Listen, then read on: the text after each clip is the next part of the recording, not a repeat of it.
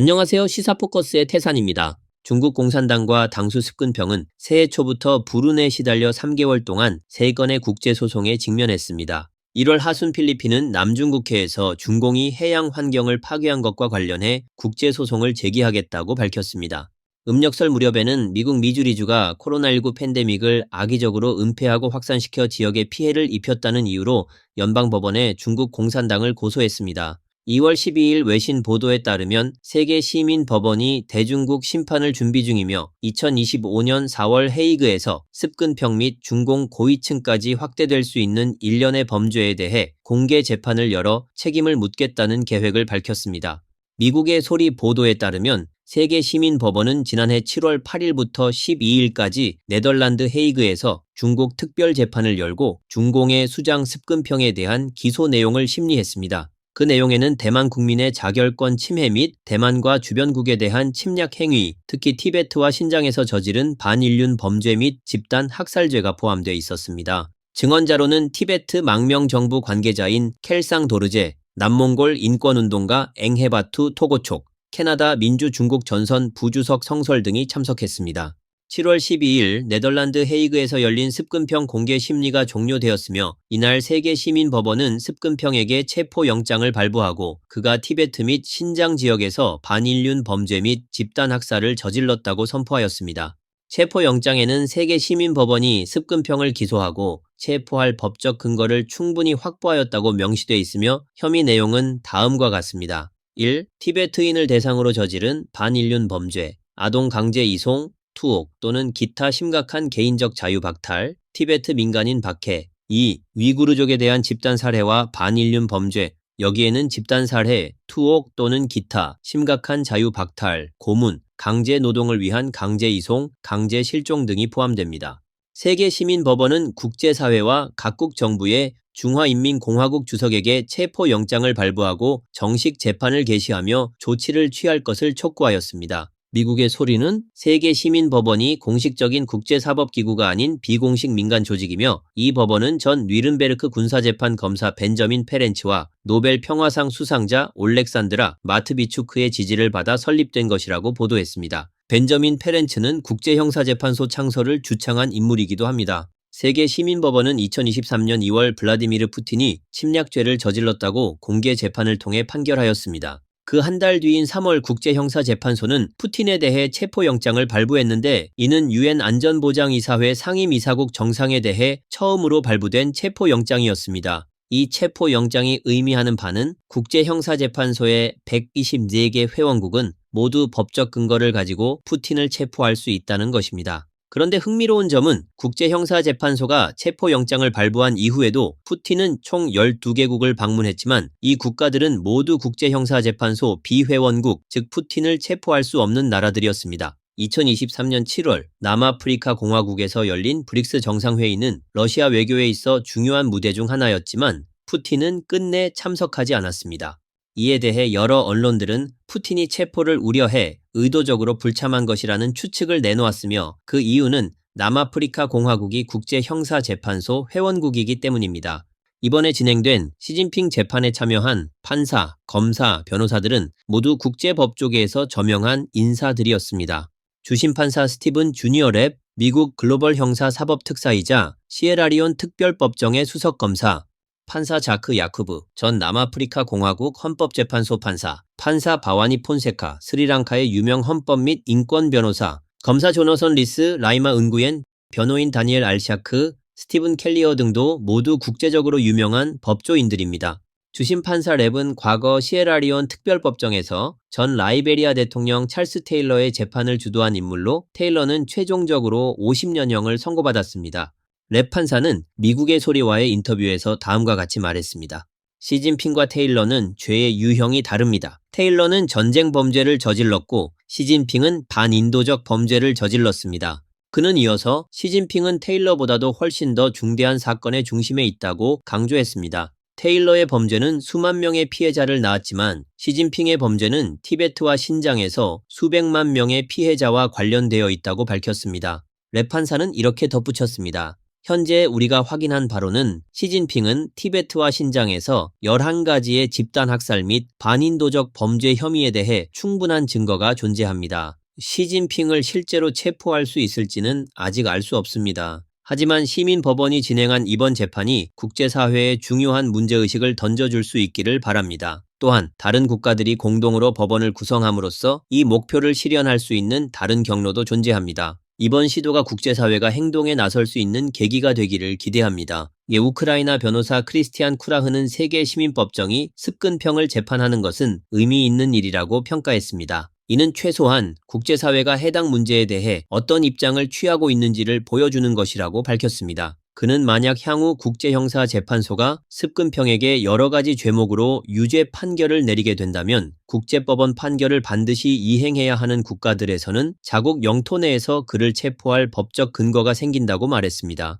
세계 위구르회의 부의장 일샤트는 미국의 소리와의 인터뷰에서 세계 시민법정이 습근평을 재판하는 것을 매우 지지한다고 밝혔습니다. 그는 위구르인들과 세계 위구르 회의는 2016년부터 줄곧 다양한 사법 경로를 통해 중공 정부와 습근평을 위구르인에 대한 대규모 박해 행위로 고소하기 위해 노력해왔다고 말했습니다. 국제형사재판소에서 기소하려 했지만 관할권 등의 장벽으로 실현되지 않았습니다. 이에 여러 법조인들의 도움을 받아 런던의 독립법정, 위구르인 특별법정을 설립했고 이 재판의 주요 검사였던 인물은 전 유고슬라비아 대통령 밀로셰비치 재판의 검사였던 저명한 변호사 제프리 니스였습니다. 2021년 말 해당 법정은 판결을 내렸고 중공 정부가 반인도 범죄 및 집단 학살죄를 저질렀다고 판단했습니다. 현재 우리는 아르헨티나 법률이 인권 문제에 대해 전 세계적 관할권을 갖고 있다는 점을 활용해 아르헨티나에서 중공 정부와 습근평을 고소하기 위한 절차를 추진 중입니다.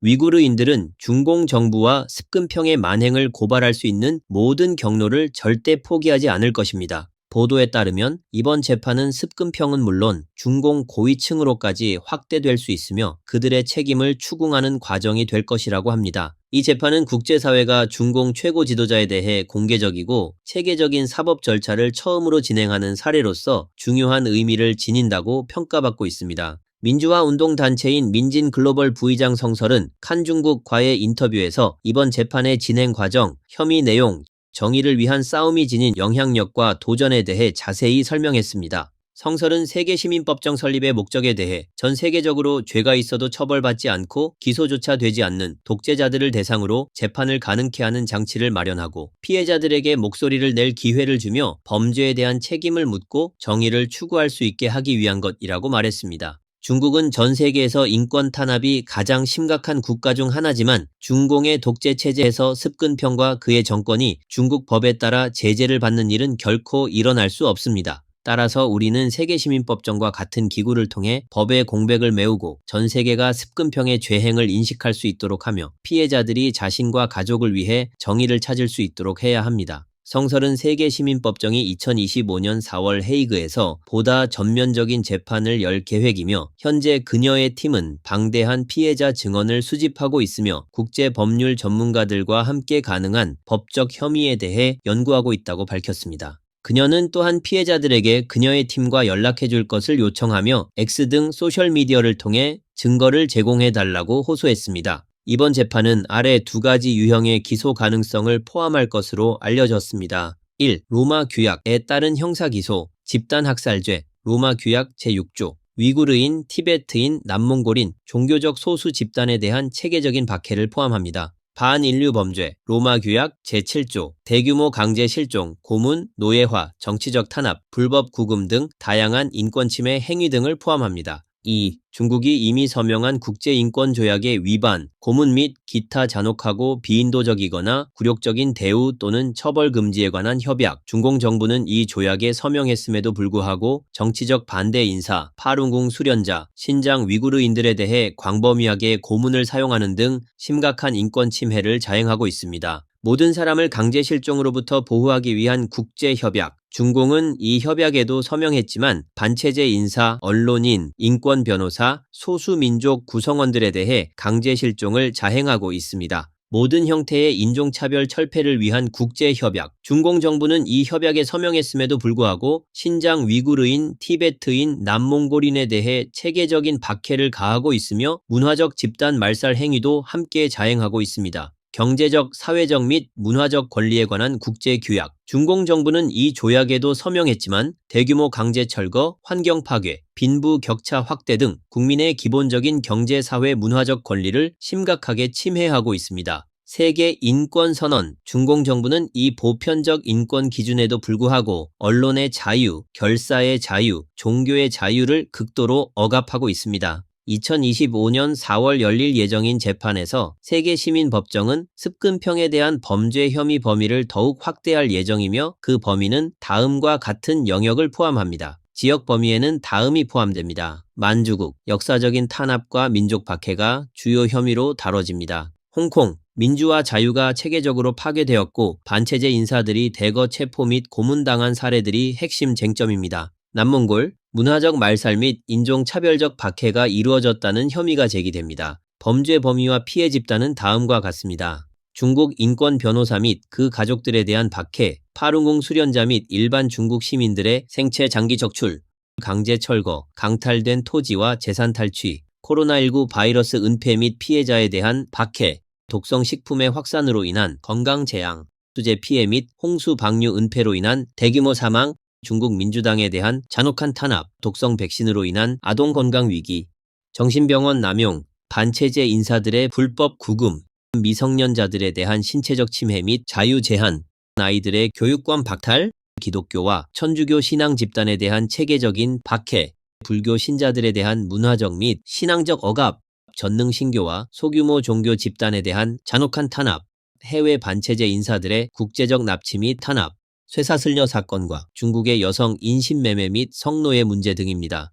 성설은 다음과 같이 밝혔습니다. 세계 시민법정의 이번 재판은 전 세계 사법체계가 처음으로 중국 지도자를 상대로 공식적인 법적 조치를 취한 역사적인 이정표라고 말했습니다. 그녀는 이어 이 재판의 의미는 단순히 진실을 드러내는 데 그치지 않습니다. 더 나아가 미래의 중국을 위한 길을 여는 중요한 걸음입니다. 우리는 이 모든 죄악이 잊혀지는 것을 결코 허락할 수 없습니다. 정의는 때로 늦을 수는 있지만 절대로 오지 않는 법은 없습니다. 라고 강조했습니다. 2025년 4월 예정된 전면 재판의 준비가 본격화됨에 따라 세계 각국의 인권단체들, 국제법률계, 그리고 피해자 단체들은 이 역사적인 순간을 예의주시하고 있습니다. 이번 재판은 전 세계가 전체주의 폭정에 맞서 싸우는 데 있어 중요한 이정표가 될 것이며 습근평의 범죄에 대해 법적 책임을 묻는 근거를 제공하게 될 것입니다. 또한 중공의 잔혹함과 중국 민중들의 저항과 투쟁의 역사를 국제사회와 후세의 기억 속에 깊이 새기는 계기가 될 것입니다. 오늘 영상은 여기까지입니다. 시청해 주셔서 감사합니다.